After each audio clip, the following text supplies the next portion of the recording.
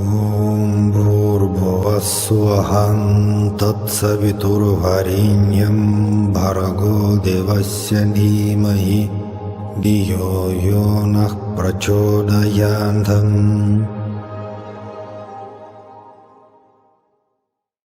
So namaste everyone. Today we are going to speak about Vedic philosophy. In Sanskrit we call it Vedanta. But really we have at least three major schools of Vedanta which are quite different, and the difference between that schools is quite huge. So actually these three schools, the name of the first one is Advaita Vedanta, which is non-duality. Then the second one is Advaita Vedanta, which is philosophy of duality. And like a middle path is Vishishta Advaita, which is kind of union between oneness and duality. Anyway, actually these three schools, they exist really for ages. We can't say when and who really created all that schools, because they exist for thousands of years. But at the same time, we have three names which are connected to each of that school. The first name is Adi Shankaracharya, who, actually nobody knows when he lived, but we suppose 7th or 8th AD. Adi Shankaracharya, he in a sense established Advaita Vedanta school. We can't say that Adi Shankara really created this kind of philosophy, but he created the foundation to learn this kind of philosophy with the help of his own scriptures like Viveka or Atma Bodha, and of course his wonderful commentaries to the Bhagavad Gita, Brahma Sutra and Upanishads. So, we can't say that Adi Shankara really created Advaita philosophy, because it was actually even before Adi Shankara, but he was just the guy of really good structure. So he brought some structure into that. The second school is Dvaita, which is duality. And the philosophy of duality exists actually for ages, but anyhow, Madhavacharya, one more great philosopher, yogi, thinker, who lived in 14th century, he brought, structure into this philosophical school, which actually existed even before him.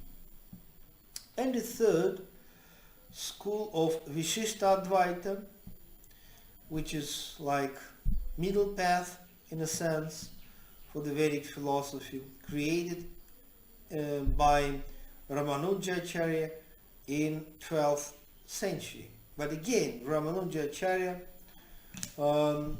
brought certain structure into this school, and honestly speaking, we can't say that he really created it.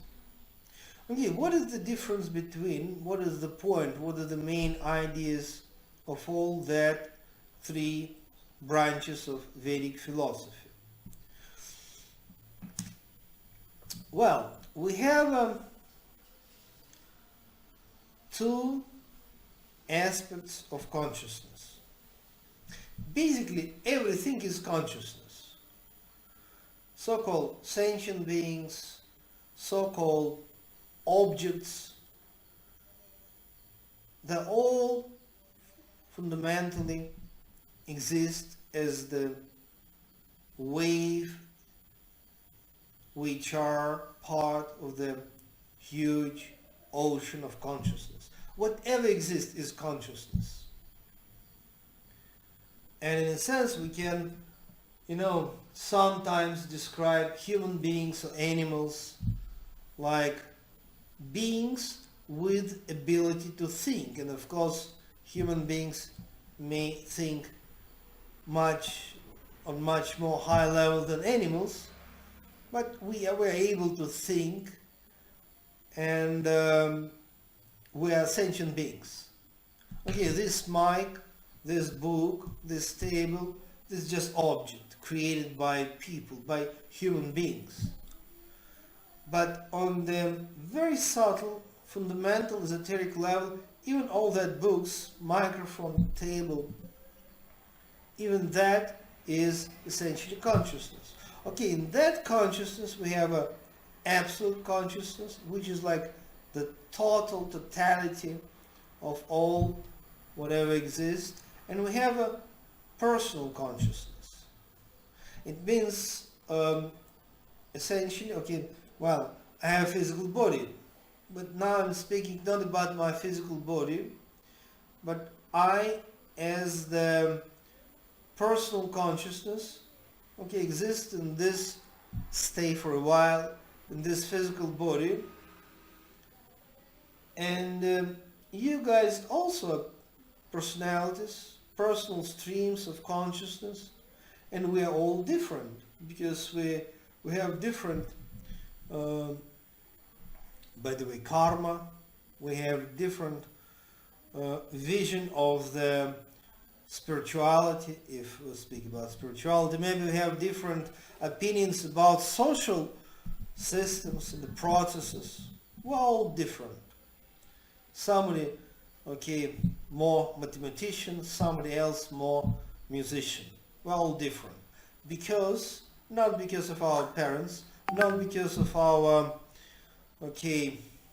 education or ethnic group or religion, but we are different because we are different as personal consciousness. My personal consciousness, it has its own history of reincarnations. You are many different kinds of personal consciousness. But somewhere above is absolute consciousness. And in that absolute consciousness, we stay in oneness. I can say that my personal consciousness is different from your personal consciousness. Each of you, of course, I mean. But when we speak about absolute consciousness, it's just oneness. There is no any separate me and you, and there is no any my absolute consciousness and your absolute consciousness, because there is no any you and me. We are in oneness when we speak about absolute consciousness. In this connection between personal consciousness and absolute consciousness, this is the main question of religion, spirituality, esoteric tradition, and finally Vedanta as well. First of that schools is Advaita Vedanta, and the main point is that actually personal consciousness, according to this philosophical system, is just an illusion. Basically it does not exist, it's just an illusion. But what is oneness, which is absolute consciousness. It means that according to the Advaita Vedanta philosophy, we can speak, we can argue, we can express our opinions, but that's all dream, illusion. But what is reality is absolute consciousness. When we speak about Advaita Vedanta, which is here in India mostly exists as the part of Vishnu tradition, this is duality. Means absolute consciousness, actually God. We can call it Vishnu, we can call it Yahweh, we can call it any name, God the Father, for example. In this absolute consciousness, which is God, and we can call it by any given name, this absolute consciousness is God created, soul, personal consciousness. And we stay in this duality when, we as the personal consciousness must, must, or if we wish, if we are spiritual enough, if we are religious enough, we can recreate this connection with God, who is our source and creator, and worship Him, and glorify Him. So it means Advaita means total oneness, and in this oneness, no question even about individual soul, no question, only absolute consciousness which is really exists. In the other extreme of this philosophical systems, Dvaita, which is duality, and that is we as the human beings forever separate from God. Yes, He created us and we may worship and glorify Him. Just a totally different approach. And then, kind of middle path, which is Vishishta Advaita, created, or better to say, supported by Ramanuja Acharya, that's 12th century saint, who told that yes, we are separate from God, but at the same time we are interconnected, and we are, in a sense, can be in oneness. So separate and in oneness at the same time. And if we take these three schools of Vedanta, we can see that actually it's not only about Hindu religion, it's about any kind of spirituality. For example, you take Christian Bible, and basically it's a Dvaita philosophy. God, the Father, Creator, and we as a human beings, and all the game is about how to connect, relate, worship, glorify, meditate on this God who is our Father, Heavenly Father. If we take Buddhist tradition, basically it's more like Advaita, when personality just does not exist, and what exists is just absolute consciousness. And just through the tool of meditation, you can experience your just true nature as absolute reality.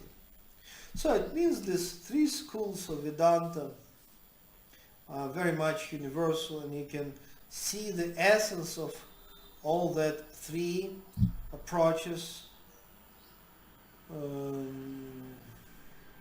in each and every religion, including Christianity, Buddhism, Judaism, Islam, Taoism, any kind of religion, Jainism, etc.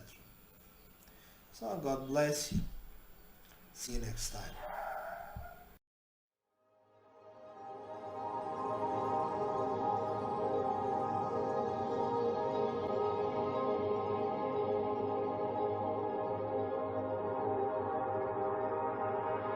Om Bhurбhuvassuvaḥ Tatsaviturvarenyam Bhargo Devasya Dhimahi Dhiyo Yo Nah Prachodayantam